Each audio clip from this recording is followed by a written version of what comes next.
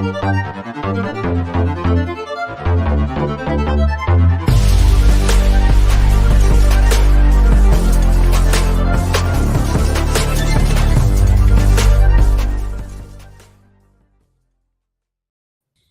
is up? We're back. It's time for TCR Live on Thursdays. We missed this. Mock Draft Mondays was a lot of fun. I'm going to miss that. The draft was interesting and eventful, but I'm glad to be back with my boys Aarron and Kyler to get to talk Cardinals football with you guys. This is kind of our weekly routine, and this is going to be our weekly live stream, the TCR Live, where we talk about anything and everything. So it's going to be back. Let's start with Kyler, who just recently got back off the IR. So we're glad to have you activated again, sir. Good to have you back. How are things going, Kyler? Doing well. Coach Joe, he let me come off IR. So I've reactivated. I'm good to go again. I'm in the starting lineup, I think. So definitely. It's really good to see you guys again. We obviously have a lot to talk about. The Cardinals have been in the news the past few days and have done some interesting stuff. So it's not going to be a boring off season. That's for sure. So Aarron, how are you, dude? I'm good. Just very busy interning, working full time. Just started to begin the process of planning a trip to Belgium in December. Wow. Fun. Nice. Yes. So you are full on in the grind, but also planning out a vacay, right? Yeah, I'm really good at telling you basically all the nitty gritty stuff of like airports and stuff. So if any of you viewers, listeners want a travel guide, you want to pay me like $5 for it, let me know. I'll do it. Nice. Awesome. Well, we got some folks in the chat I want to say hey to. We got Silver Wolf AZ with the upside down smiley face. What is up? Thanks for being here. We got Guy Wiley. Hi, everyone. Thank you for being here. We got Lance. Let's go. What's the topic of the discussion today, y'all? Well, we were just talking about that before we went live, and I think we're going to talk, what we've been talking about lately, which is Hopkins, Hollywood Brown, kind of that. We may get in a little bit in talking about the draft class. We'll probably talk about the draft over the coming weeks, though next week is the schedule release, so we'll be talking about that next week. But for today, probably more about the Hopkins stuff, but we also will talk about whatever you all want to ask about within reason in the chat. So you all will kind of drive that as well, right? In fact, I got a question for you guys.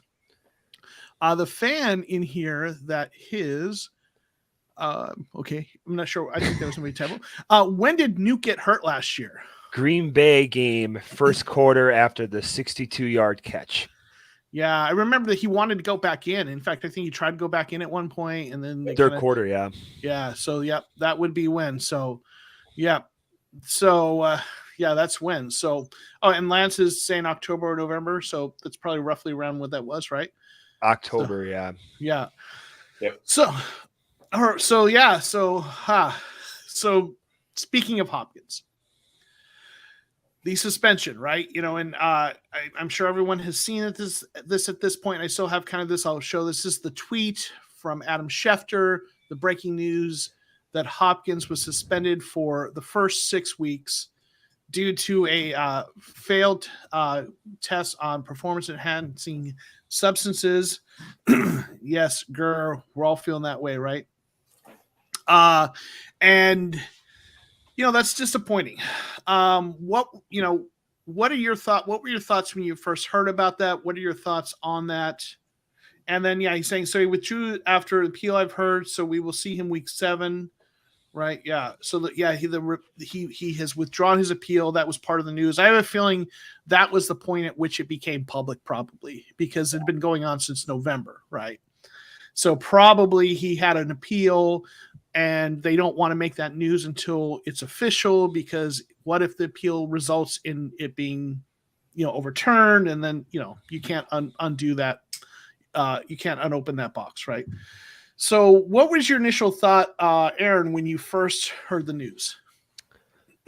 I really had to sit down, as crazy or as sad as that may seem, because it was just like, are you serious? You mean we waited this entire offseason?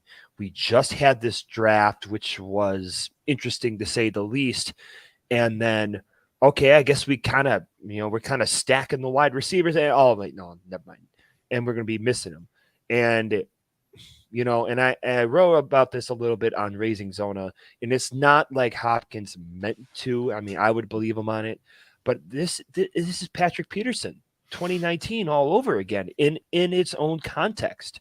Both were coming off iffy seasons, and but it was shocking. I mean, I really have no words for it other than that, and it also gives us an insight to how like this whole like drug testing thing in the NFL works, and if he was trying to appeal it since November, that means the team has known about it for 6 months. And so then you try to go back, you try to retrace all the dots. And I mean, in a way, it still just doesn't add up with how long it took to find out and the steps that they did in the draft. So very shocking and stunning, to say the least. Okay. Let me real quick say hey to some of the folks who just jumped in. Arthur, thanks for being here. Hello. Bob is saying Connor and Ertz are going to catch a lot more balls. Hollywood is probably excited about being suspended, because him and Kyler were super tight. And, we'll talk about that more. I think there's definitely, that trade, I think, was definitely became much more important, because of the situation. And I do think we're going to I do think, some of the guys that might be third, options are going to get more catches. I think coming out, they're going to spread it out more. Real quick, say hello to Deontay Singleton. Thanks for being here. So, Kyler, what were your thoughts when you first heard the news? Yeah, I was sitting at my desk at work, and I had a moment to check Twitter, and I saw that pop up, and I was a sad man.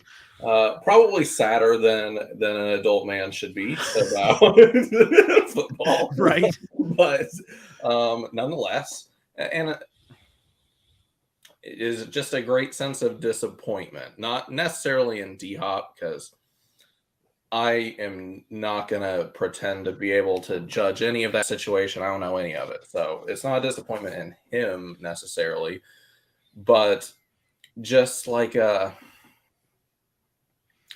feeling that when you've come to terms with the draft, you've come to terms with the Hollywood Brown trade, you think, man, this team's actually really loaded on pass catchers. Like Murray's going to have a ton of weapons next year. And then we get D-Hop gone for 6 games. And quick reaction was an immediate feeling just like Patrick Peterson. Mm-hmm. Like it's the same length of suspension. It's for the same thing. And just dread that we saw Patrick Peterson, who we have very quickly forgotten because he demanded the trade and had all the drama surrounding him. But he was one of the best cornerbacks in the NFL for a long time, like a long time. And he was a lockdown corner and an 8-time Pro Bowler. Like he was a fantastic player. And after the suspension, he was just objectively not the same. A little bit of fear of that. Yeah. And, that's certainly the age is concerning, right? Hopkins is 30. So you wonder, are the skills on decline? Now, I'm a little more optimistic because I think his game is less predicated on elite, kind of speed like Patrick Peterson's was. I think Hopkins makes his living not so much based on speed and athleticism as much as catch radius and amazing hands and savviness. I mean, losing a step will still matter, but I think he has greater potential to be effective late in his career than someone like Peterson because of the different type of player he is. Oh, I definitely agree. I think my worries on that is unfounded for the most part, and that's how you felt.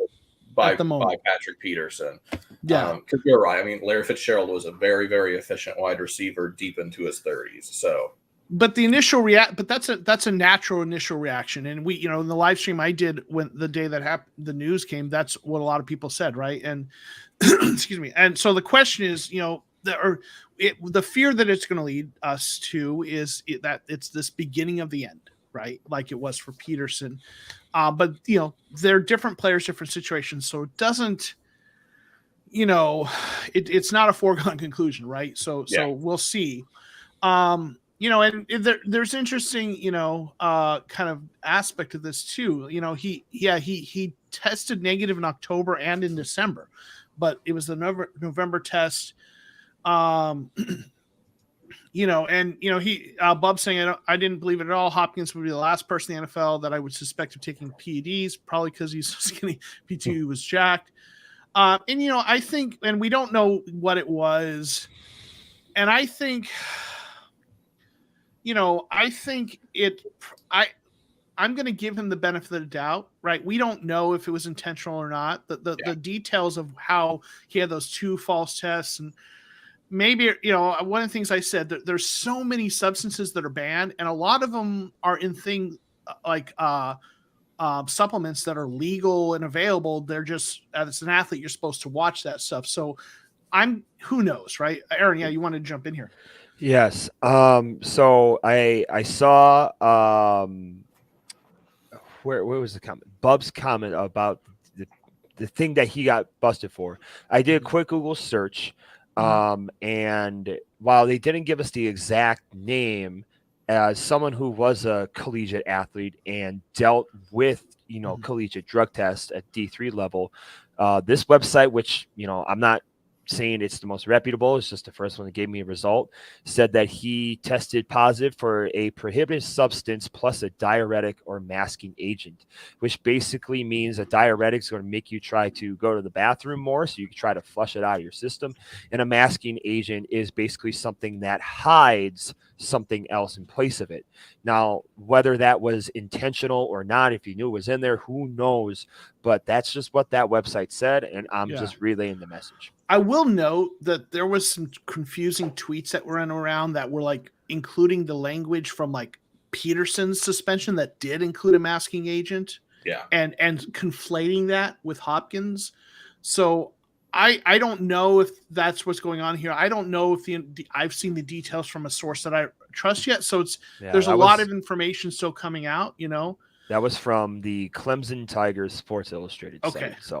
So it's hard. So it'll be interesting to see though. So I'm not saying that isn't accurate. I just know I've seen some confusing reports out there. So, and I think Jordan P says he thinks it was probably something and I would say if it wasn't, if it was intentional, it probably was more of a recovery oriented thing. He was, dealing with the injury at that point than a performance enhancing, but that's still, just real quick to comment on this. He did appeal, and then he withdrew his appeal. And to me, I know some people have kind of looked at that as kind of a something that leads to suspicion. To me, it doesn't, because I think there's some procedural things where you put in an appeal, and then there's a point where you get a clear sense that your appeal isn't going to work out for whatever reason, and then you withdraw. And I don't know if this, correct me if I'm wrong, someone said that there are penalties if you appeal and it doesn't, and you go I don't know if that's accurate or not, but where there's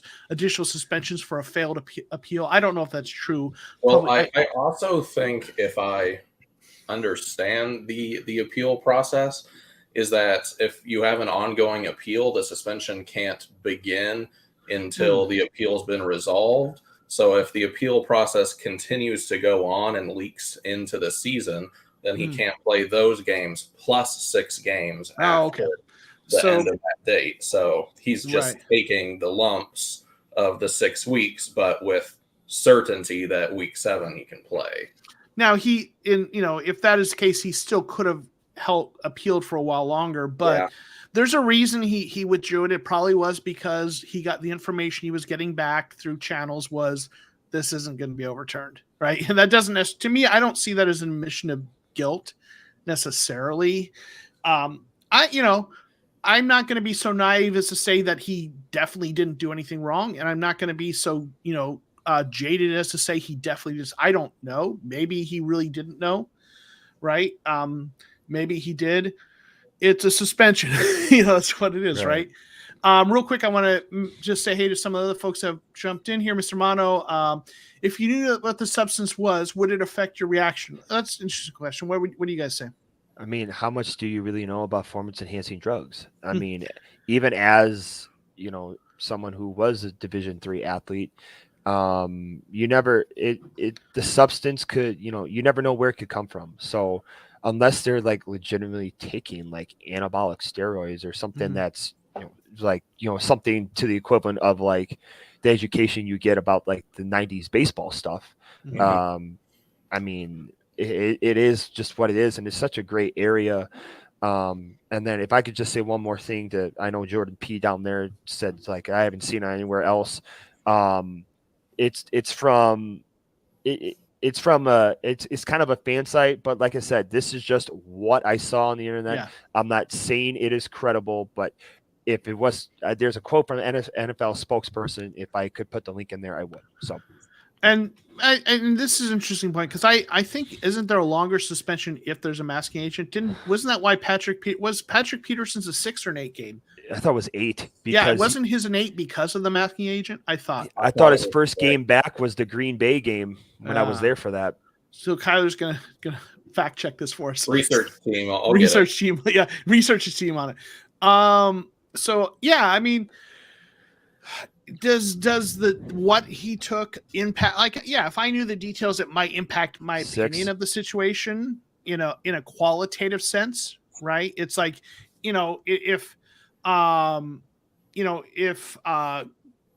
if he's taking something unintentionally, if he really didn't know and it was a mistake by his team, then I'm not going to hold anything against him. Yeah. If he's taking something that is not illegal but is banned and it's a recovery-oriented thing, I'm going to be like, you shouldn't have done that, but it's not like he's juicing up to get a competitive advantage, and I understand the motivation, even if it's against the rules. If it's something more egregious, like literally performance enhancing, I'd be surprised because of all the other failed tests, and I'd be more disappointed, if that makes sense. So there's degrees of that for me. I agree. To me, what do they say? There's a saying. Was it intent is a certain amount of the law? Mm-hmm. If he was taking something with the express purpose of performing his or enhancing his performance, then yeah, it would change my opinion a little bit.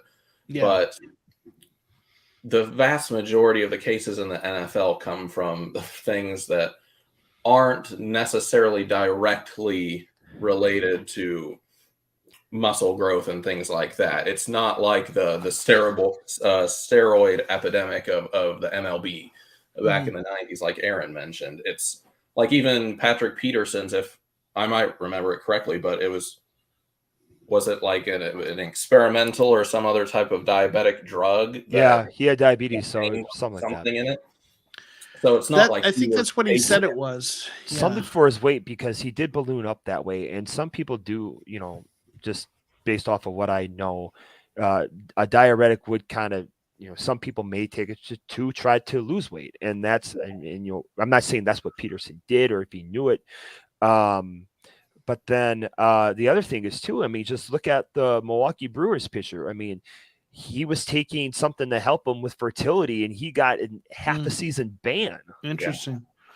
Yeah, and Lance agrees that it matters. Some of the things that should be allowed, and ban lists should be reevaluated.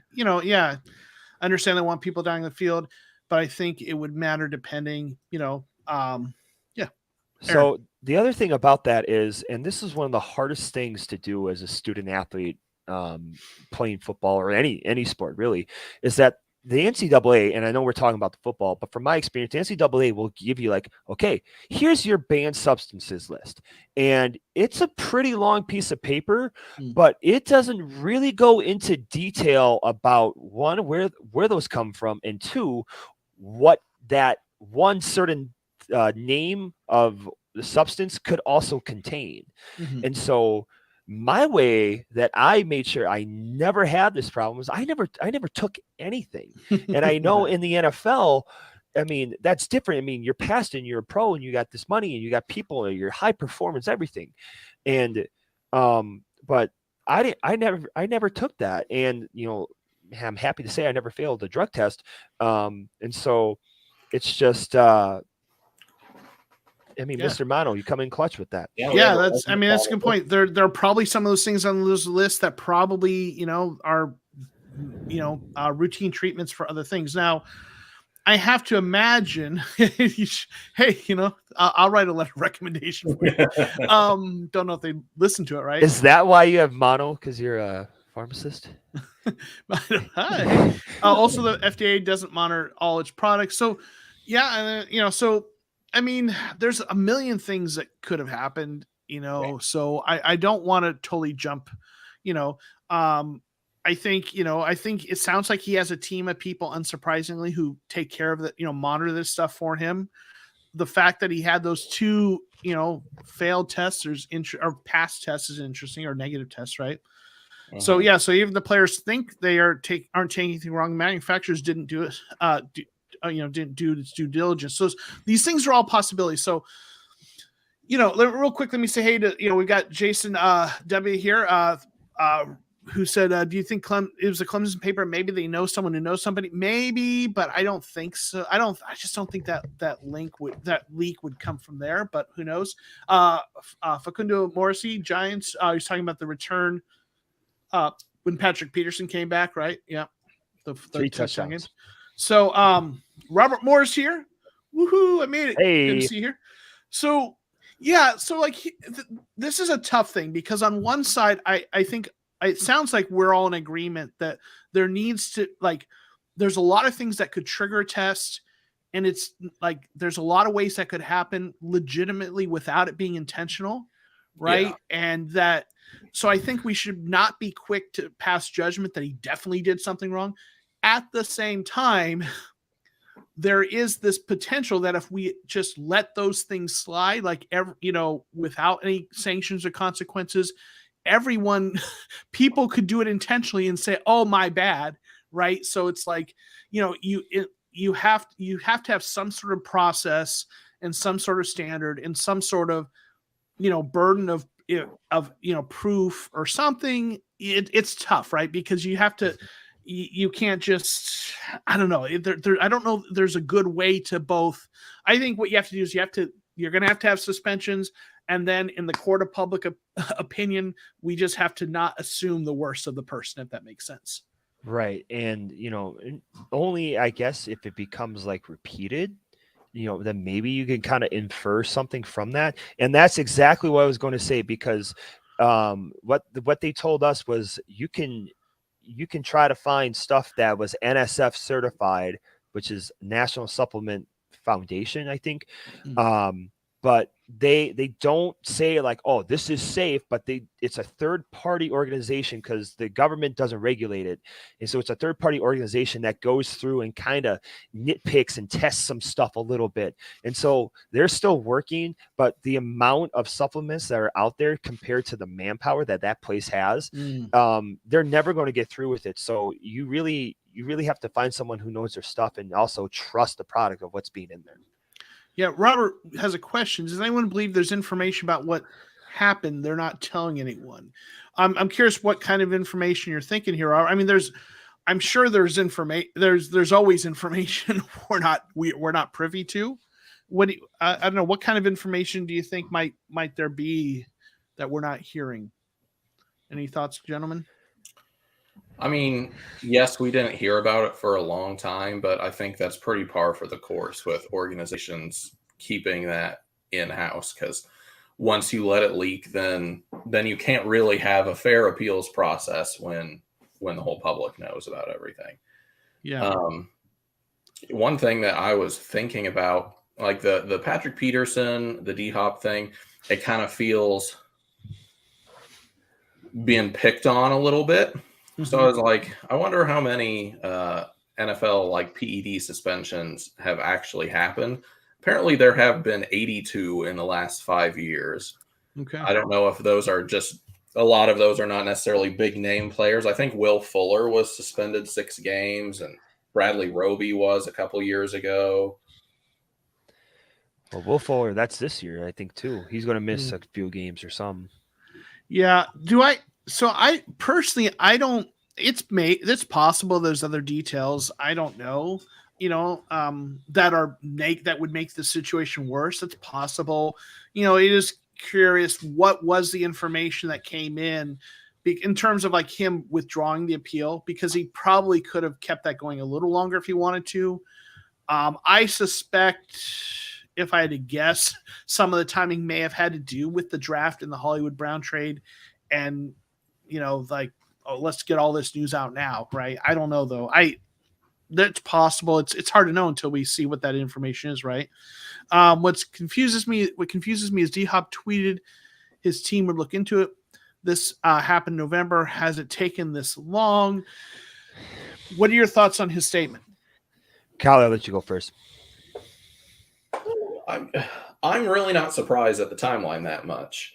Like, I work at a university which has a lot of bureaucracy, and the NFL is a giant corporation with its own bureaucracy. So I'm not surprised when any process takes multiple months, especially when it's an appeals process that I'm going to assume involves an entire board worth of people. So no, I'm not really surprised on the timing. I don't think there's really anything suspicious about that. If anything, keeping it as quiet as they did could have been part of helping with any negotiations with other teams that maybe didn't know about it if they were on the market looking around for wide receivers, because apparently the Hollywood Brown trade was something that was not the night of. It was a process that they had worked through and got announced the night of. So not having your dirty laundry out there about missing your number one wide receiver, negotiating kind of thing, to not show your hand too much and show that you're going to be desperate for a wide receiver. And I'm going to put real quick, I'm just going to put that comment up here, or the statement, right? So we can look at that, right? In my 10-year NFL career, I have never tested positive for using performance enhancing drugs. To learn that my November test back came back with trace elements of a banned substance, I was confused and shocked. I'm very mindful of what I put in my body and have always taken a holistic approach. So I'm working with my team to investigate how this could have happened. But even as careful as I have been, clearly I wasn't careful enough. For that, I apologize to Cardinals fans, my teammates, and the entire Cardinals organization. I never want to let my team down. I fully intend to get to the bottom of this. As soon as I have more information, I will share it. DeAndre Hopkins. Right, so that's the statement. Did either of you? So I have thoughts, but I want to give you either of you a chance to jump in on that. The other thing, just to build off of Collar's point, is the Cardinals probably did a really good job of, and I know it sounds weird, but they did a good job of keeping it quiet, because if they didn't and that got loose, somebody else would have jumped them in line for Hollywood Brown, especially someone like Green Bay, who may not have, traded up in the second round to get Christian Watson or anybody else who wanted a wide receiver, because nobody wants their wide receivers anymore. They're all being traded.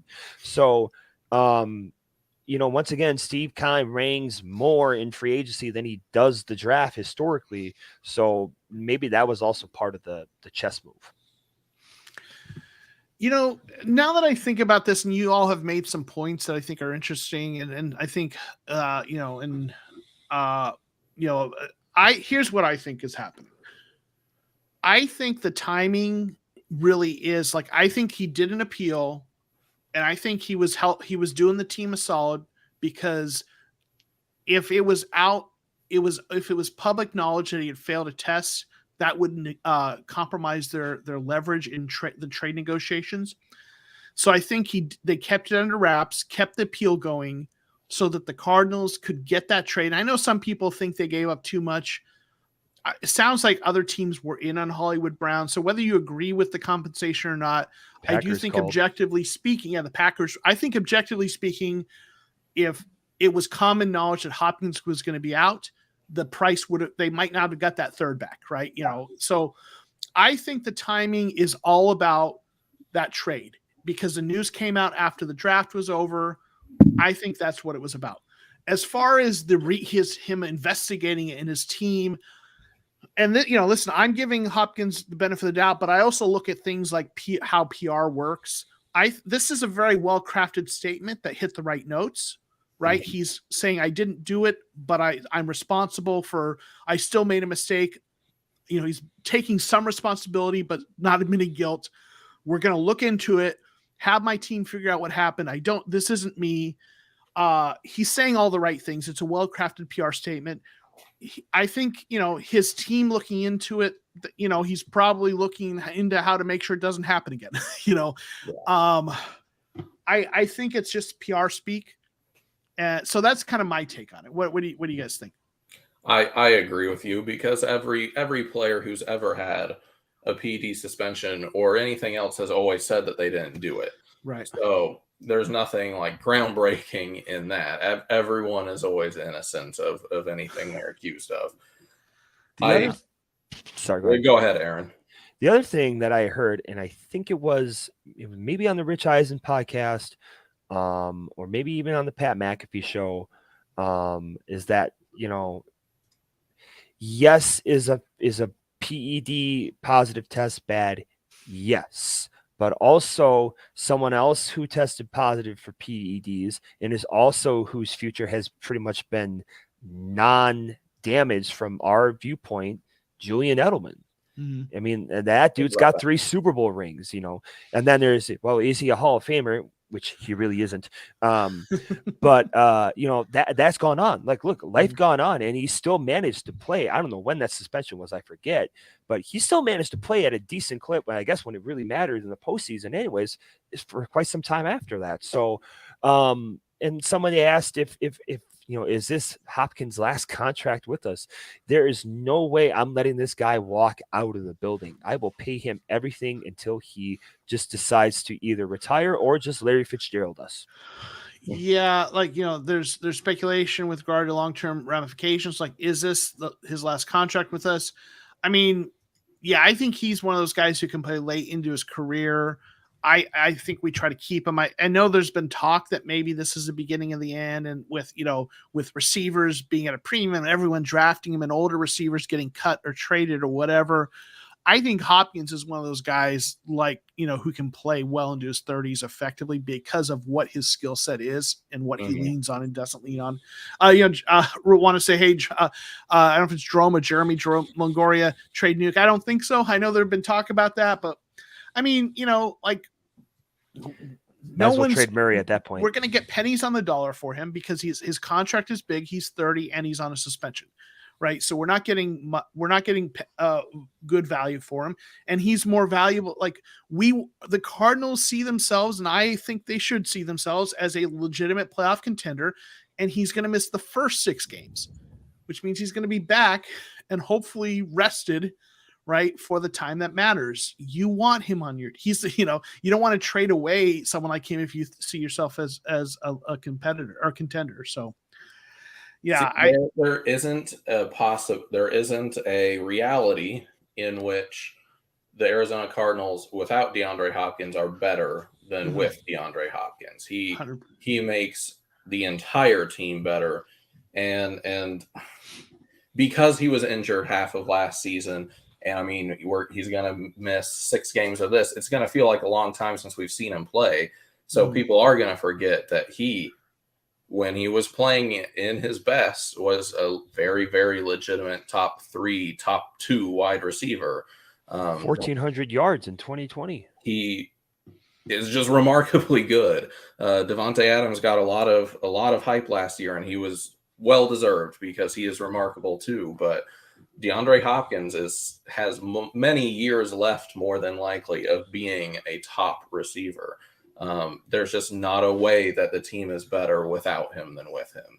And you're just not going to get trade value that's going to outweigh what he's going to produce on the field when he does come back. Right. Absolutely.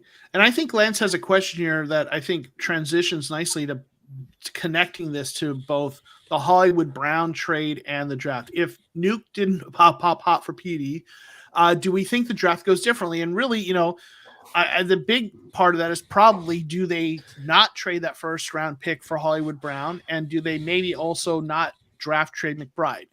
Yeah. So, Aaron, what do you think? Do you think that if Hopkins had not had the suspension looming, do you think that they would have gone in a different direction there? Yeah, I think so. Maybe we actually would have gotten a position of need filled. I mean, I know that the cornerbacks in this draft weren't the craziest, but like that would have been great to see. I would have loved getting any offensive lineman or first round defensive lineman at 23, or just even a guard. But I think it would. So yes. Okay, Kyler, what do you think? Yeah, I think in the alternate reality, and every pick before went the same way, and the same people were available, and Nuke was going to be there. I do think that we wouldn't have traded it away for Brown. I do think he's a good receiver, but that was obviously now with hindsight very tainted by the knowledge within the organization that he was very, very more than likely going to be gone. So I think one of the defensive linemen left on the board would probably have gone at that point. I think Devontae Wyatt was still there, and he probably would have been a pretty popular choice. Kenyon Green and Zion Johnson were both gone, so the top guards out. The other thing that I think is how that we can really measure this draft class in particular is let's look at the 9 picks, 23 to 32, that were made during this first round, and let's see what these players do. If any of these players, which probably only maybe like 1 to 3, end up being, superstars that like completely change a franchise that the Cardinals missed on, then this will be it will look pretty bad. But if it doesn't, then no one's going to really remember this trade in the long run. So I think that's how you can kind of evaluate when you don't have a first round pick, but you traded for someone else. So I'm actually going to be on the other side on this one from you gentlemen. I still think they would have made the Hollywood Brown trade. And I'll tell you why I think that.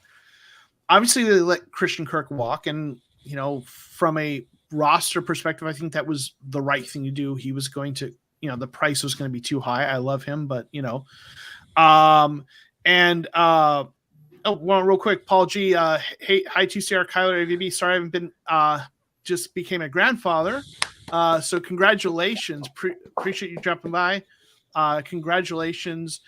We need Wesley to step up. Rondale must have a good yak here. Would love to see that happen for sure. Okay.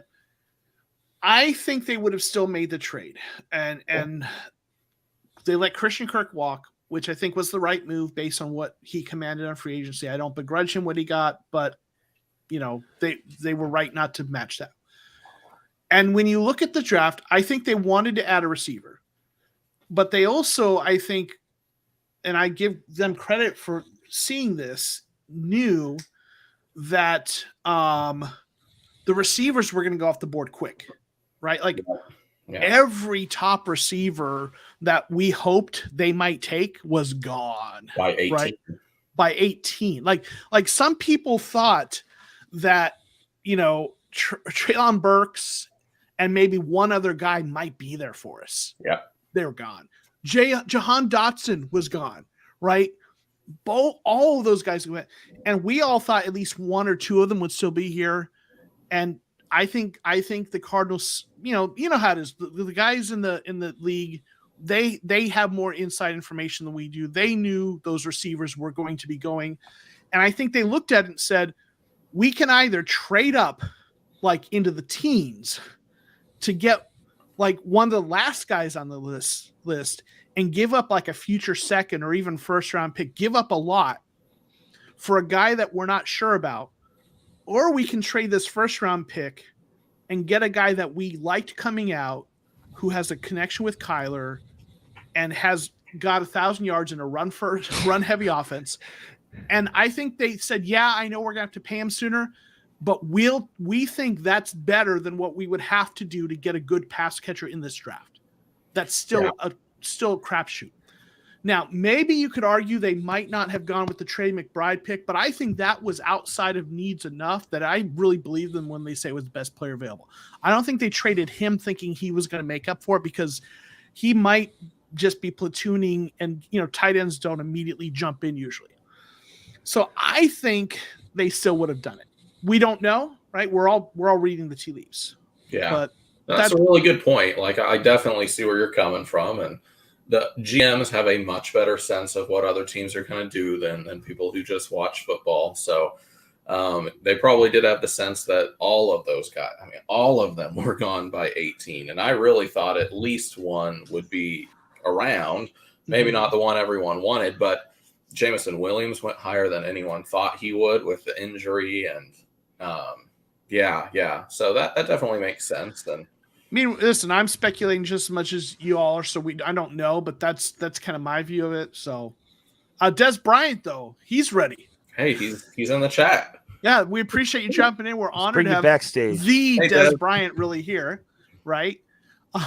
So, I mean, Des seems to know, right? Yeah. And I see you got some of the questions that were in the chat, so I appreciate you doing that. So, but let's ask you what your thoughts are on Gladney, Aarron. So why don't you give us a quick, I know you respond in the chat, but give it for those of folks that didn't follow the chat, let us know what do you think about Gladney?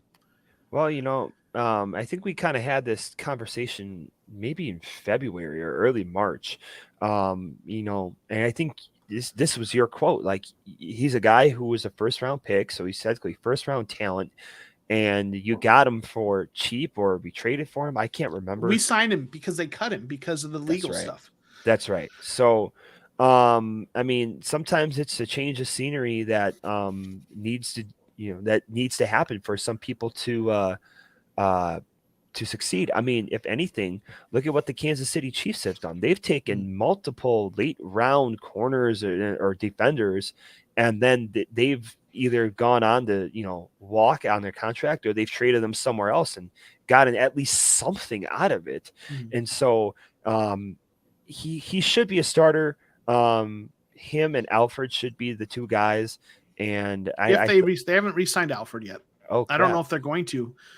I mean, we all thought they were, but they haven't, right? The one time we're like, okay, it's okay to sign Alfred. They're like, no. Right. The one time we're like, please bring him back. We're good with them. Nah, we're good. But real quick, let me say hey to Elawan, who's here. Thanks for being here. Drake London going so early. Yeah, I mean, that was a head scratcher. I liked Drake London, so I wasn't completely shocked, but he went really early. Yeah. So yeah. Let's see. I think this channel destroyed me for mocking the Falcons on our mock draft Monday. Revenge is sweet. Yeah. Yeah.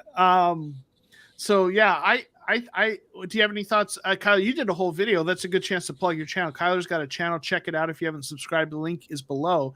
But he's got a video about the Gladney signing, right? Yes, I do. And I think Aarron, I don't know if Aarron mentioned it, but he at least mentioned the concept of it. It's kind of thinking about it like you got an extra first round pick this year, because he did play that one season in Minnesota. It was kind of underwhelming, but that's not necessarily going to taint me too bad on a cornerback. It's just such a hard position to come in as a rookie and be amazing. Patrick Peterson wasn't day one starter as a cornerback either, and a lot aren't. Well, he wasn't elite. I think he started day one, didn't he? Yeah. Plus, when Mike Zimmer's your head coach, you don't know what's going on. Yeah. Well, I think a player that you hope is kind of how, and not every player works out this way, but you look at a player who really struggled his first year and then really came on, like AJ Terrell for the Falcons. I think his PFF grade was in the low 60s his rookie year, which is, not horrible, but not great. And then this year he was like a top 4, top 5, right, cornerback in terms of PFF grades. So cornerbacks, I'm just, I'm never going to write them off after their first year. Right? Yeah, me neither. 2 to 3 years and then see what they become, right? So if you want to think about it that way, our first round this year, we got a cornerback, which is a need, who was a first round caliber cornerback just a few years ago. And I have been wondering if being in the division we're in and just sort of the mindsets around the league that are more built around trading early day 1, day 2 assets for proven talent has maybe finally seeped into the Cardinals organization. We have been very protective of our first round picks. And I know Keim has been very proud of the fact that we're the only NFC West team with a first round pick. For a while, I think they traded in, but Hollywood Brown is a player who's been in the league. He's had 1,000-yard season in a system that's very hard to get 1,000 passing yards. Taking that capital that you have, those first-round picks, second-round picks, and going for players who you have actual NFL tape of them doing well is a strategy in of itself, instead of solely relying on, I really hope this dude is good, because around 50% of first-round players are not going to be signing a second contract with that team. They're not necessarily busts, but you know what I mean. They don't live up to the promise of first round. And that's what I wanted to get to that, but it left my mind back when I made that grade the first round thing, because I mean, and I had been advocating for Steve Keim to trade that first round pick for I don't know, at least try to move up, or I don't know, somebody else, but I didn't think that would ever actually happen. And then I have two things about Marquise Brown, or a good and bad thing. So either way. Okay. Yeah. Real quick, there's a couple questions I want to get to. Why does the media keep saying we gave up the first and third for Hollywood? Everyone else knows that. I think a few places, what I'm seeing more often is everyone just saying we gave up a first and not mentioning the third we got back, which is also that's exactly what he's saying. Okay. Okay, yeah. No, well, why is everyone in the media keep saying that we gave up a first? They're saying we gave up a third also. Oh, I've seen that too. So to me, the short answer is I think it's lazy reporting. It's like, oh, they gave up a first rounder. Okay, we gave up a first rounder, but got a third back, which makes it like, I think point value, it makes it, I heard someone say it made it like it was the 28th pick in the first round, something like that. So that third round pick was, I think, Majai Sanders. It's not insignificant, right?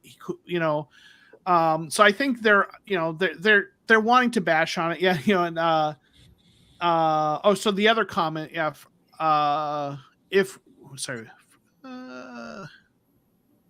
Okay, yeah, we would have. We traded first a previous first rounder that would have gone higher if he didn't have an injury. Okay, but yeah, so it's kind of lazy media. Sucks. Whenever general podcast YouTube channel analyzes or pick, they're so dismissive. I try to be a little bit understanding of national media that has to cover all 32 teams. But they say some things with conviction that I just listened to a podcast on PFF, and I generally like their work, but one of their things, and they're said, well, they're not paying Kyler till next year, basically, right? And like, well, if you follow the reporting, they're probably going to pay him this year. It's just going to happen this summer, right? There's little things like that. That's what Albert Breer just said, yeah. Yeah, so, but this question, though, I think this is a good question. How many yards will Hollywood Brown have or get this season? What do you guys think? I want to do some quick math here. Do you want me to give my answer first? Yes. To buy you time? Yes. Kyler, do you want me to go first too? Yeah, because we have so many pass catchers that I do have trouble sort of calculating what the actual distribution is going to be. I want to say like 900 yards. I know all of a sudden that's like, well, why? Paul thinks 1,200, and I think that's possible. And it's not because I don't think he's really good. Jordan P says 1050. And it's because and I know part of some people say, well, listen, he just said he wanted to get out of, Baltimore because they don't pass it to him a lot. And now, so I think he'll deal with that because he's playing with his boy Kyler here. But man, I mean, it would not shock me if he becomes I think the upside for him is like a poor man's Tyreek Hill. People compare him to Kirk, but he's more Tyreek Hill, Jalen Waddle than he's Christian Kirk, right? Yeah. He's faster than Kirk. And the only reason I have it lower is because so many pass catchers, right? So many Ertz, AJ Green, Rondale Moore.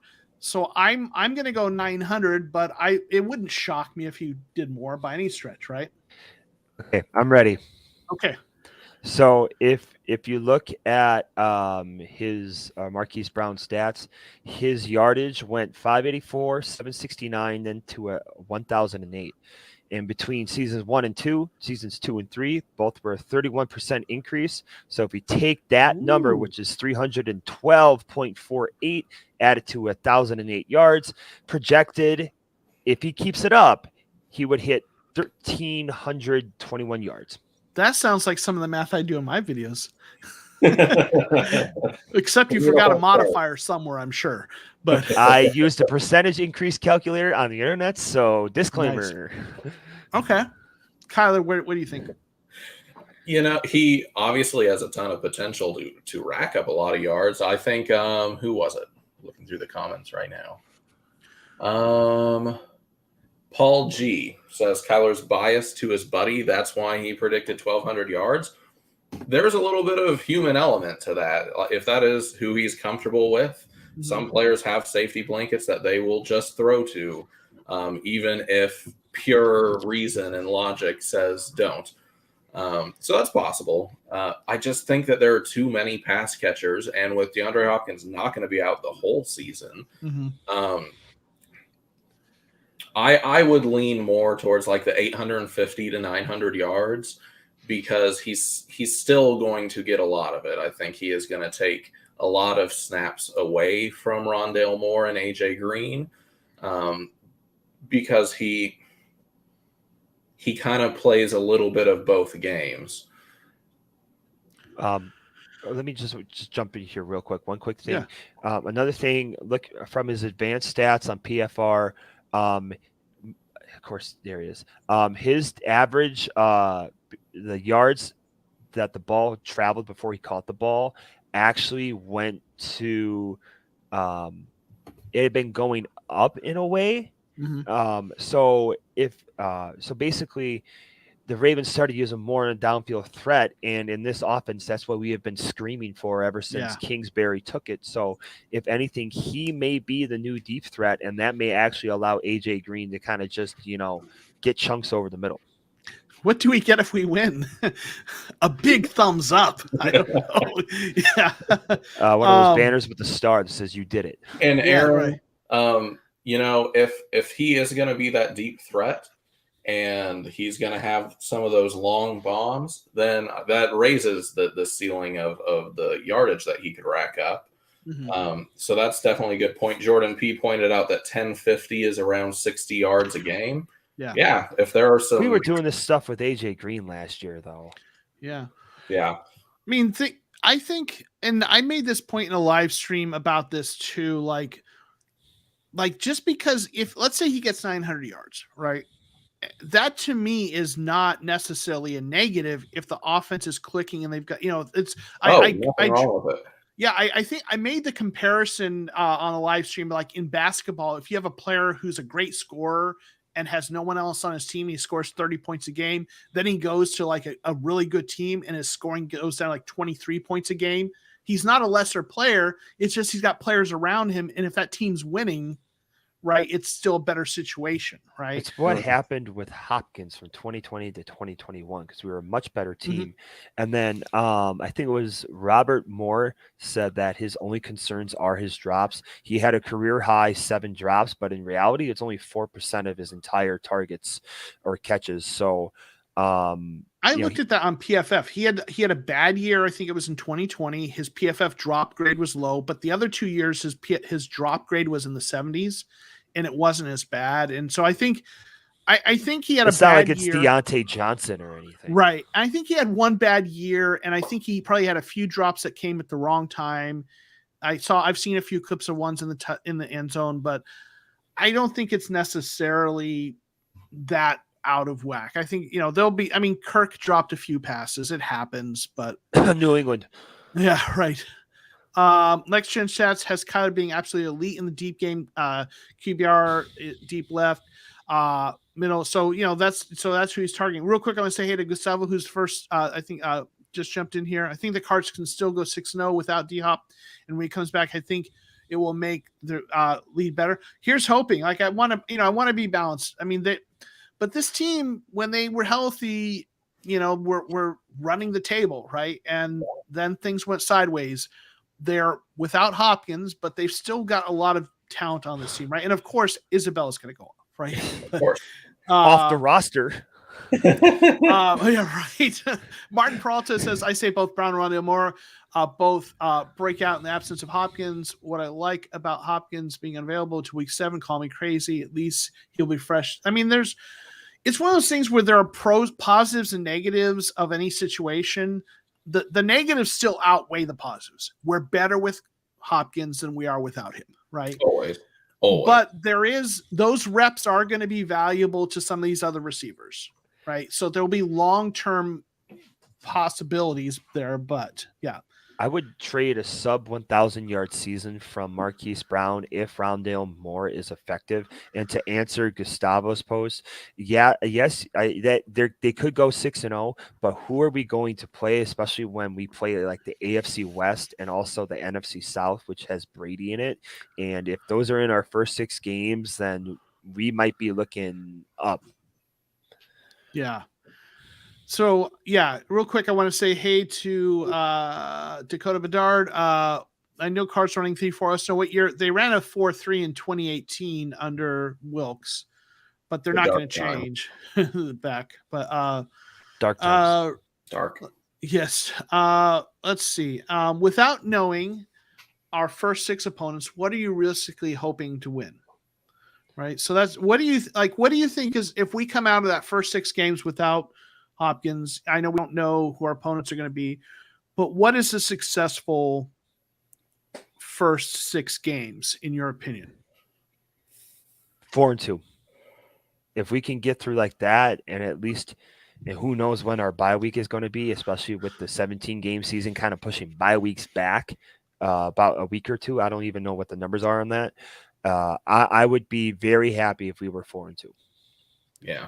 I hate to even guess without knowing the schedule. 4-2, I think, would be a wonderful scenario without Hopkins. If it's 3-3, then your season is still perfectly alive. If you're 3-3 at the end of week 6, you're in an okay spot and you'll do okay.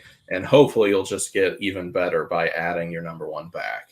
My greatest hope is that my silver lining, maybe Hopkins being out the first 6 weeks will just reverse the trend of the last few years. We have our slump in the first half of the season, right? And then we can actually move into the playoffs with some momentum instead of slumping off in the second half. Of course, if we really push for that, what's going to happen is we're going to slump beginning and at the end, right? That's what the universe is going to do for us. Middle season surge. Yeah. I think 2011. Right. I think I'm with Aarron 4-2. You know, I think 4-2 is the number where if we come out 4-2, I'm feeling okay about that. 3-3, we can live. I mean, you know, listen, anything. I think 2 or 3 wins you can come back from, but you really want to have a winning record out of there. I know a lot of people think I'm too optimistic, and that's my brand, right? But I look up what this team looked like first half of the year before the injuries decimated them. Yes, we'll be without Hopkins, but we still have a receiving core that's roughly in the middle of the pack with a quarterback who has elite arm talent, you know, when he's at his best. And I think I remember how good this team was. And I think people's perspectives are, in my opinion, have been overly slanted by the collapse. Like overly slanted by how bad it went at the end when things were going wrong. And I think they forget how good this team was. And I think even without Hopkins, I think they're good enough that I think they can and should do much better than that. I think, you know, everyone sees them as a team that's going to be eking it out, barely making 9 or 10 wins. And I think this team is talented enough that they should. It's not unrealistic to hope, and I don't expect might be strong, but that they have a puncher's chance at being a team that comes out like 5-1 or even 6-0. The talent's there, so you know maybe I'm a little overly optimistic there, but like I'm not looking at this like, oh my God, they're without Hopkins, we'll be lucky to win 3 games. I mean, I think they can absolutely win more, but we'll see, right? Let's see. We're kind of getting towards the end of and you know, Aarron has to get out of here. I promised him really firmly to get him out of here at at the hour, which it is now.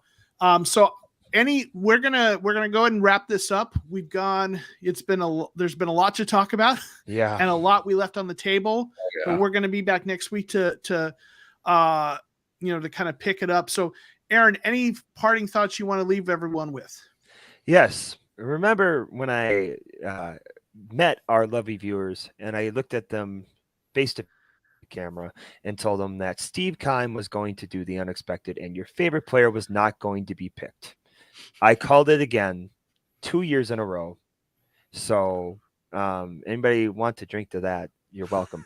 But seriously, on the other hand, though, make sure you guys come back next week when we finally learn the schedule. We're already playing the Niners in Mexico City, so that's going to be interesting.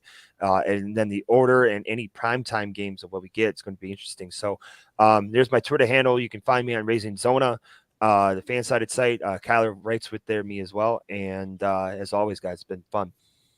Awesome. Thank you. Kyler, any parting thoughts for you? It's been so good to be back. I really do look forward to talking a little bit more in depth about the draft next week. We obviously had to talk about the Hopkins suspension today, but it's really good to talk to you guys again. Sorry that I have been gone so long. Oh, okay. Blame AVP's Where's the wolf in the picture? You got a red moon. He's howling at the moon. That's what he's doing. What is he, Ozzy? I guess. So, yeah, sorry, Kyler. No, it's good. Excited for next week. Like Joseph said earlier, I do have a channel. Hopefully I'm getting that started back up again very, very soon. So you can go ahead and check that out, and we will be able to talk more Cardinals off season next week. Awesome. Well, thank you all for being here. I really appreciate Aarron and Kyler and everyone in the chat who helps kind of make this time fly by. It's like, oh crap, it's an hour already. And I know I enjoy it, and I know these gentlemen do as well. We will talk about a lot more. We're going to do this every week until you all stop showing up. So we will see you next week and the week after that and talk about this. So thank you, everyone. I'm going to go and throw up on the screen my channel member shout outs to give my thanks to all the folks who support the channel in that way. Thank you, everyone. We'll see you next time. Peace.